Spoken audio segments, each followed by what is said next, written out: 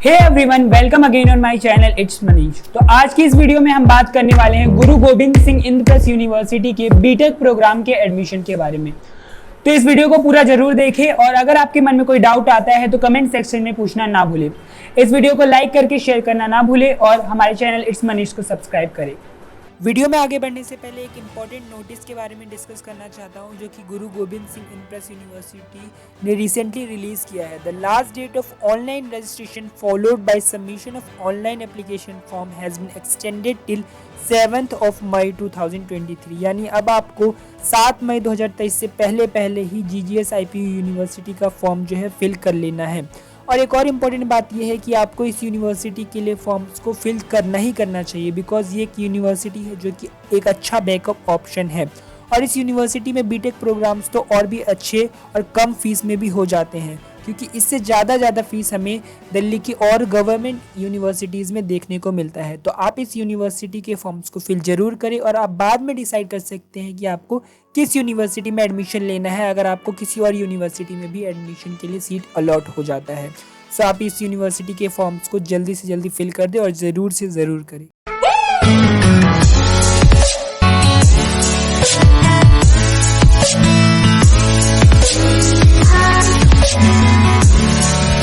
तो चलिए सबसे पहले जान लेते हैं कि आखिर गुरु गोविंद सिंह इंद्रप्रस्थ यूनिवर्सिटी कौन सी यूनिवर्सिटी है और किस स्टेट में है।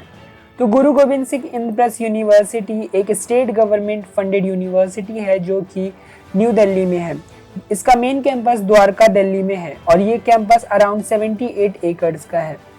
गुरु गोविंद सिंह इंद्रप्रस्थ यूनिवर्सिटी को मार्च 1998 में दिल्ली गवर्नमेंट द्वारा एस्टेब्लिश किया गया था और उसके बाद इसका नेम 2001 में चेंज करके गुरु गोविंद सिंह इंद्रप्रस्थ यूनिवर्सिटी कर दिया गया था, जो कि पहले इंद्रप्रस्थ यूनिवर्सिटी के नाम से ही जाना जाता था। इसके अंदर अराउंड 120 कॉलेजेस एफिलिएटेड है जो कि डिफरेंट कोर्सेज को ऑफर करते हैं। तो अब सबसे पहले जान लेते हैं कि आखिर इसके अंदर कौन कौन से फुल्ली गवर्नमेंट फंडेड कैंपसेस हैं। तो बीटेक के लिए अगर हम बात करें तो इसके अंदर 3 फुल्ली गवर्नमेंट फंडेड कैंपसेस है, जो कि है university school of chemical technology जो कि द्वारका में ही है, और दूसरा है university school of information and communication technology. ये दोनों ही कैंपसेस सेम लोकेशन पर है, क्योंकि ये दोनों ही कैंपसेस मेन कैंपस के अंदर ही आते हैं। तीसरा जो हमारा कैंपस है वो है university school of automation and robotics, जिसको शॉर्ट फॉर्म में USAR के नाम से भी जाना जाता है। ये गुरु गोविंद सिंह इंद्रप्रस्थ यूनिवर्सिटी का एकदम ही न्यू बना हुआ कैंपस है, जो कि ईस्ट कैंपस के नाम से भी जाना जाता है। अब आगे हम बात करते हैं कि आखिर गुरु गोविंद सिंह इंद्रप्रस्थ यूनिवर्सिटी कितने एरिया में फैला हुआ है। तो इसका जो मेन कैंपस है वो अराउंड 75 to 78 एकर्स में फैला हुआ है। आप स्क्रीन पर इसके मेन कैंपस के फोटोज को देख सकते हैं। इसके अलावा जो इसका दूसरा मेन कैंपस है, यानी दूसरा जो ईस्ट कैंपस के नाम से जाना जाता है, वो जो न्यूली कंस्ट्रक्टेड ये कॉलेज है और ये 18 एकर्स के अंदर फैला हुआ है। इसके अलावा इसके अंदर कौन कौन से कॉलेजेस आते हैं वो देख लेते हैं। तो इसके अंदर बाकी जो है वो एफिलिएटेड कॉलेजेस है, यानी वो प्राइवेट कॉलेजेस है, सेल्फ फाइनेंस्ड इंस्टीट्यूट्स है।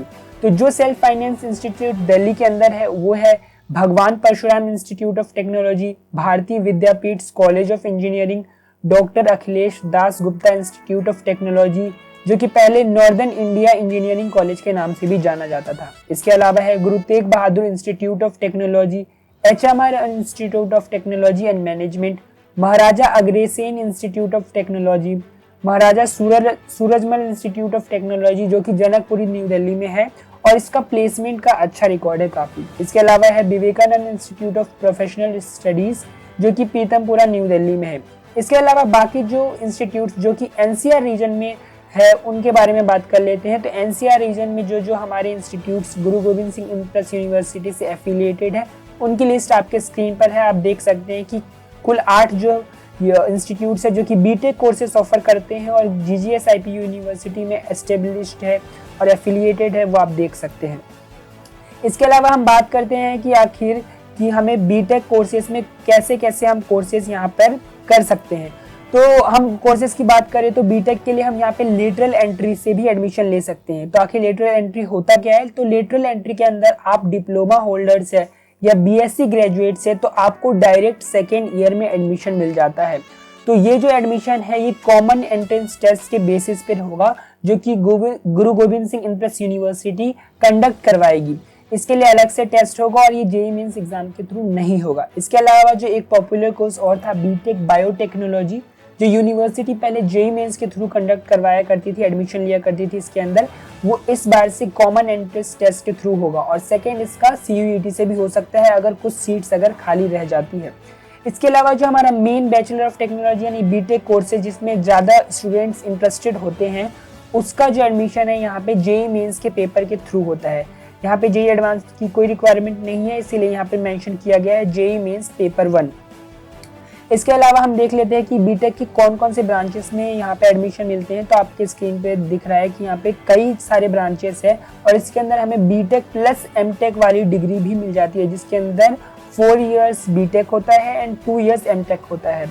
इसके अंदर स्टूडेंट्स पे डिपेंड करता है, कभी कभी स्टूडेंट्स सिर्फ बीटेक 4 साल का करके उसके बाद वो डिग्री से विड्रॉ कर देते हैं, तो उनको सिर्फ बीटेक की डिग्री अलॉट की जाती है और एमटेक की डिग्री नहीं मिलती है। तो आप कोर्सेज को आराम से पढ़ सकते हैं, आपका जो इंटरेस्टेड कोर्स है उसके हिसाब से आप फॉर्म्स को फिल कर सकते हैं। इसके अलावा और भी हमारे पास है जो कि सिर्फ बीटेक कोर्सेज है, उसके अंदर information technology, computer science and engineering and artificial intelligence and data science, industrial internet of things, ये सारे कोर्सेज, सारे ब्रांचेस और स्पेशलाइजेशंस अवेलेबल है। इसके अलावा हम देख लेते हैं कि आखिर क्या क्या रिक्वायरमेंट्स हमारे बीटेक कोर्सेज के लिए। तो बीटेक कोर्सेज के लिए जो सबसे पहला रिक्वायरमेंट है वो है जेईई मेंस पेपर 1, यानी आपने जेईई मेंस का पेपर दिया होना चाहिए और आपको जेईई मेंस का रैंक अलॉट किया होना चाहिए, उसी के बेसिस पे आपको कॉलेजेस अलॉट किए जाएंगे। इसके अलावा एक इम्पॉर्टेंट बात यहाँ पे ध्यान रखने वाली ये है कि blind including colour blind, deaf और dumb candidate shall not be eligible for admission in these courses, यानी आप मेडिकली रूप से अगर इनमें से किसी में आते हैं तो आप इन कोर्सेज के लिए एलिजिबल नहीं है। फिर देख लेते हैं बीटेक कोर्सेज के लिए एलिजिबिलिटी क्राइटेरिया। तो एलिजिबिलिटी क्राइटेरिया में हमें सबसे पहले 12th क्लास पास होना चाहिए, या तो CBSE से या फिर कोई भी अदर स्टेट बोर्ड से भी आप पास हो सकते हैं, with a minimum aggregate of 55% marks in physics, chemistry and mathematics. तो आपको फिजिक्स, केमिस्ट्री और मैथमेटिक्स का मिलाकर कम से कम 55% मार्क्स होने ही चाहिए। इसके अलावा जो दूसरा क्राइटेरिया इन्होंने दे रखा है कि आपके पास इंग्लिश सब्जेक्ट होना चाहिए और आप उसमें पास भी होने चाहिए। तो ये हमारे पास दो इंपॉर्टेंट क्राइटेरिया था कि आप 12th क्लास 55% मार्क्स से पास होनी चाहिए फिजिक्स, केमिस्ट्री एंड मैथमेटिक्स में, एंड आपको इंग्लिश भी पास होना पड़ेगा। और इसका जो एडमिशन है वो किससे कंडक्ट कराया जाएगा? नेशनल लेवल टेस्ट, NLT का यहाँ पे फुल फॉर्म है, national level test JEE main paper 1 के थ्रू। एडमिशन क्राइटेरिया ये वही पिछले पेज की तरह है, जहाँ पे हमें बताया गया है कि जेईई मेंस पेपर के थ्रू कंडक्ट कराया जाएगा और ब्लाइंड एंड मेडिकली जिन जिन लोगों के बारे में बताया गया है कि वो यहाँ पे एलिजिबल नहीं है। फिर हम देख लेते हैं कि लेटरल एंट्री के लिए CET देना पड़ेगा। तो डिप्लोमा और BSc के लिए यहाँ पे बताया गया, इन्फॉर्मेशन दी गई है लेटरल एंट्री का। और यहाँ पे बीटेक बायोटेक्नोलॉजी के बारे में बताया गया है कि पहले इसके अंदर CET से एडमिशन कराया जाएगा और CET के बाद भी अगर कुछ सीट्स रह जाती है तो उसके अंदर CUET के मार्क्स को कंसीडर करके अलॉट किया जा सकता है सीट। इसके अलावा हम देख लेते हैं सीट्स मैट्रिक्स क्या है। तो सीट्स आप देख सकते हैं इंस्टीट्यूट वाइज कि कौन से ब्रांचेस में कितनी सीट्स अलॉट की गई है। जैसे कि यहाँ पे हमारा सबसे पहले दिखाया गया है भगवान परशुराम इंस्टीट्यूट ऑफ टेक्नोलॉजी जो कि रोहिणी में है। यहाँ पर हमें बीटेक ECE में 120 सीट्स है, बीटेक CSE में 180 सीट्स है, बीटेक इंफॉर्मेशन टेक्नोलॉजी में 180 सीट्स है। इसी तरीके से बाकी आप अपने इंस्टीट्यूट के हिसाब से देख सकते हैं। आपको जिस भी इंस्टीट्यूट में एडमिशन लेना है, जो भी आपके प्रेफरेंस लिस्ट है, उस हिसाब से आप देख सकते हैं कि कितनी सीट्स कौन से इंस्टीट्यूट में है।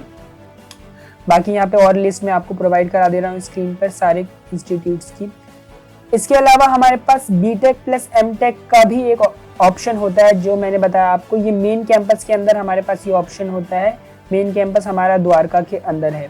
मेन कैंपस को मैंने यहाँ पे हाईलाइट कर दिया है येलो से। और USAR जो हमारा एकदम न्यूली बिल्ट हमारा जो USAR कॉलेज है, जो कि हमारा ईस्ट कैंपस के नाम से जाना जाता है, गुरु गोविंद सिंह इंद्रप्रस्थ यूनिवर्सिटी का, उसका मैंने यहाँ पे आपको रेड से मेंशन कर दिया गया है। इसके अंदर आप सीट्स देख सकते हैं। इसके अंदर आपको OBC रिजर्वेशन भी मिल जाएगा और EWS रिजर्वेशन भी मिल जाएगा, जो कि यहाँ पे नीचे मेंशन किया गया है स्टार लगा के। इसके अलावा हम देख लेते हैं कि आखिर फीस स्ट्रक्चर कैसा है इस यूनिवर्सिटी का। तो फीस स्ट्रक्चर की बात करें तो यहाँ पे सबसे पहले बता दिया जाता है कि यूनिवर्सिटी चार्जेस यहाँ पे हर कॉलेज आपको चार्ज करती है। तो 20,000 जो है यहाँ पे यूनिवर्सिटी चार्जेस हैं फॉर बीटेक कोर्सेज एंड 10,000 यहाँ पर हमारा एक रिफंडेबल अमाउंट भी डिपॉजिट करवाया जाता है एंड 2,000 यहाँ पे हमारा होता है एक वन टाइम पेमेंट होता है एल्यूमिनाई कंट्रीब्यूशन फंड, जो कि ये फर्स्ट ईयर में ही लिया जाता है। तो यहाँ पे जो हमारा मेन कैंपस है, जो द्वारका वाला मेन कैंपस है, उसका फी स्ट्रक्चर यहाँ पे नीचे दिया गया है, जहाँ पे ट्यूशन फी 1 लाख है। इसके अलावा यूनिवर्सिटी चार्जेस पर एनम 20,000 है, सिक्योरिटी डिपॉजिट यहाँ पे 10,000 है एंड यहाँ पे एल्यूमिनाई कंट्रीब्यूशन 2,000 है। टोटल अमाउंट जो हमारा फर्स्ट ईयर का हो जाएगा वो हो जाएगा 1,32,000। तो ये सिर्फ मेन कैंपस की फी है जो कि फुल्ली गवर्नमेंट हमारा कैंपस है। इसके अलावा बाकी कैंपसेस की फीस है वो भी देख लेते हैं हम। तो इसके अलावा हमारे पास जो यूएसएआर है उसकी फीस स्ट्रक्चर हम देख लेते हैं नेक्स्ट। तो हमारा यूएसएआर जो है उसका एनुअल ट्यूशन फी है 1,16,000 फॉर फर्स्ट ईयर एंड इसके अंदर 20,000 जो है हमारा यूनिवर्सिटी चार्जेस एंड 10,000 एंड 2,000 जो हमारे एडिशनल चार्जेस है, उसको मिलाकर हमारा फर्स्ट ईयर में टोटल जो फी देना पड़ेगा वो है 1,48,000 और नेक्स्ट ईयर यानी सेकेंड ईयर ऑनवर्ड्स हमें दिखाया गया यहाँ पे 1,36,000 हमें फी देना पड़ेगा। इसके अलावा जो हमारे बाकी जो इंस्टीट्यूट्स है उनके अंदर कितनी फी है वो देख लेते हैं हम। तो हमारा जो बाकी इंस्टीट्यूट है उसके अंदर मैंने आपको एक पूरा लिस्ट दे दिया है, उसके अंदर आप आराम से देख सकते हैं कि कौन कौन सी इंस्टीट्यूट्स का कितना कितना फी है। इसके अंदर आपको एक बात ध्यान रख लेना है कि एडिशनल जो आपको 32,000 रुपीज है वो ऐड कर देना है, क्योंकि ये जो आपको स्क्रीन पे लिस्ट में शो किया गया है ये सिर्फ और सिर्फ ट्यूशन फी है। ट्यूशन फी के अलावा जैसे मैंने आपको बताया था यहाँ पे आपको यूनिवर्सिटी चार्ज करेगी, आपको university fee and additional 10,000 and 2,000 contribution, तो उसको ऐड करने के बाद आपको 32,000 एक्स्ट्रा ऐड इसमें करना ही है, जो यहाँ पे आपको ट्यूशन फी दिया गया है। बाकी इंस्टीट्यूट्स का देख लेते हैं। ये जो आपके स्क्रीन पे शो किया गया है ये एनसीआर रीजन में जो हमारे इंस्टीट्यूट्स है जीजीएस आईपीयू यूनिवर्सिटी से एफिलिएटेड, ये उनकी फी है। नेक्स्ट हम देख लेते हैं जो हमारे दिल्ली के अंदर जो इंस्टीट्यूट्स है उनका फी। तो सबसे पहले भगवान परशुराम इंस्टीट्यूट का शो किया गया जहाँ पे 1,24,200 सिर्फ और सिर्फ ट्यूशन फी है। इसके अलावा 32,000 आपको एक्स्ट्रा ऐड करने पड़ेंगे इसके अंदर, तो वो आपका फर्स्ट ईयर का फी है। ये आपको फर्स्ट ईयर का फी शो किया गया है। इसके अलावा अब हम बात कर लेते हैं एडमिशन प्रोसेस के बारे में। तो एडमिशन प्रोसेस बहुत ही इंपॉर्टेंट फेज होता है आपको एडमिशन लेने के लिए। तो सबसे पहले आपको ऑनलाइन कॉमन रजिस्ट्रेशन करना पड़ेगा। कॉमन रजिस्ट्रेशन क्या होता है, यानी आपको गुरु गोविंद सिंह इंद्रप्रस्थ यूनिवर्सिटी की वेबसाइट पर जाकर आपको एक कॉमन रजिस्ट्रेशन फॉर्म फिल करना पड़ेगा, जो सभी कोर्सेज में एडमिशन लेने वाले स्टूडेंट्स को फिल करना नेसेसरी है, इंपॉर्टेंट है, मैंडेटरी है। इस बात को ध्यान में रखिए। इसे फिल किए बिना आप आगे नहीं बढ़ सकते। आपको अगर अपने फेवरेट कोर्सेज में एडमिशन लेना है तो उसके लिए सबसे पहले आपको ऑनलाइन कॉमन रजिस्ट्रेशन करना पड़ेगा, जिसके लिए आपको 1,500 रजिस्ट्रेशन चार्जेस पे करने पड़ेंगे। इसमें आपको बेसिक मैंडेटरी डिटेल्स फिल करनी पड़ेगी। इसके बाद आपको जिस कोर्स में एडमिशन लेना है उस कोर्स के लिए इसके अंदर ही आपको दूसरा फॉर्म प्रोवाइड किया जाएगा, उसको भी फिल करना पड़ेगा। उसके अंदर आपको 1,000 रुपीज पे करना होगा, जो कि आपका ऑनलाइन काउंसलिंग रजिस्ट्रेशन चार्जेस है वो लिया जाएगा। इसके बाद आप चॉइस फिलिंग के लिए एलिजिबल हो जाएंगे, और जब आप चॉइस फिलिंग का शेड्यूल आएगा तब आप चॉइस फिलिंग करेंगे और उसके हिसाब से आपको सीट अलॉट किया जाएगा आपके रैंक के हिसाब से। एक ध्यान रखने वाली बात यह है कि यहाँ पर हमारा जो है 85% जो सीट्स है वो दिल्ली कैंडिडेट्स के लिए रिजर्व किया जाता है। तो अब दिल्ली कैंडिडेट्स का क्या मतलब है वो देख लेते हैं। तो any student who have past class 12 from Delhi school, यानी अगर आपने अपना क्लास 12 दिल्ली के किसी भी स्कूल से किया है तो आप इनसाइड दिल्ली या दिल्ली कैंडिडेट जाने जाएंगे और आपको 85% सीट्स रिजर्व आपको उसके लिए एलिजिबल हो जाएंगे। इसके अलावा बाकी जो जिन्होंने आउटसाइड दिल्ली से अपनी स्कूलिंग की है वो आउटसाइड दिल्ली के उसमें जाएंगे और उनको सिर्फ 15% सीट जो रिमेनिंग है उसके अंदर ही वो एडमिशन ले पाएंगे। बाकी 85% seats are reserve for inside Delhi candidates. फिर हम देख लेते हैं नेक्स्ट कट ऑफ लिस्ट देख लेते हैं। तो मेन कैंपस का सबसे पहले जो द्वारका वाला हमारा मेन कैंपस है उसका कट ऑफ लिस्ट मैंने आपको यहाँ पे दिखा दिया है। कंप्यूटर साइंस एंड इंजीनियरिंग का कट ऑफ यहाँ पे हम देख सकते हैं कि ओबीसी दिल्ली के लिए 73,000 रैंक जो है यहाँ तक ये हमारा मैक्सिमम रैंक है जहाँ तक हमें एडमिशन मिल गया था। ये थर्ड राउंड की कट ऑफ है। फिर दिल्ली ईडब्ल्यूएस के लिए, दिल्ली का ईडब्ल्यूएस कैंडिडेट इसके लिए 40K जो है हमारा मैक्सिमम रैंक है। दिल्ली डिफेंस के लिए 3.5 लाख तक हमारा कट ऑफ गया है। दिल्ली जनरल के लिए ओनली एंड ओनली 70,000 तक ही रैंक कट ऑफ गया है।